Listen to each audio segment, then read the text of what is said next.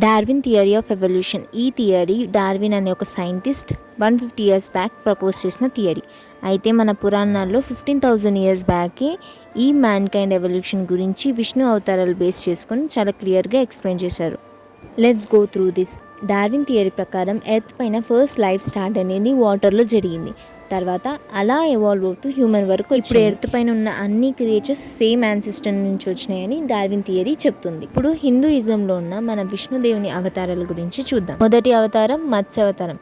ఈ అవతారంతో first life అనేది వాటర్లో స్టార్ట్ అయిందని ఇండికేట్ చేస్తుంది. రెండవ అవతారం కూర్మ అవతారం అంటే టర్టిల్ అనేది యాంఫిబియన్, వాటర్లో ఉండి ప్లస్ అలాగే ల్యాండ్ మీద ఉండే ఫస్ట్ క్రియేచర్ ఇక్కడ నుంచి స్టార్ట్ అయింది. అది ఫిష్ నుంచి ఎవాల్వ్ అయింది. నెక్స్ట్ మనకి వరాహ అవతారం. ఇది ఒక బోర్ అవతారం.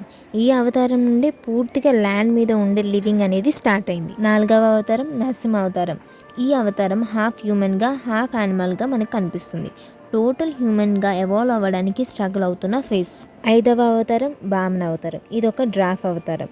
ఫస్ట్ హ్యూమన్గా మారిన ఫేస్ కానీ ఇంకా డెవలప్ అవ్వలేదు. ఆరవ అవతారం పరశురామ అవతారం. టోటల్ హ్యూమన్గా డెవలప్ అయిన ఫేస్. పరశురాముడి చేతిలో గొడ్డలి మనకి స్టోన్ ఏజ్ని రిప్రజెంట్ చేస్తుంది. Darwin theory of evolution stone ఏజ్కి ఆగిపోతుంది. తర్వాత మనకి 7వ అవతారం రాముని అవతారం.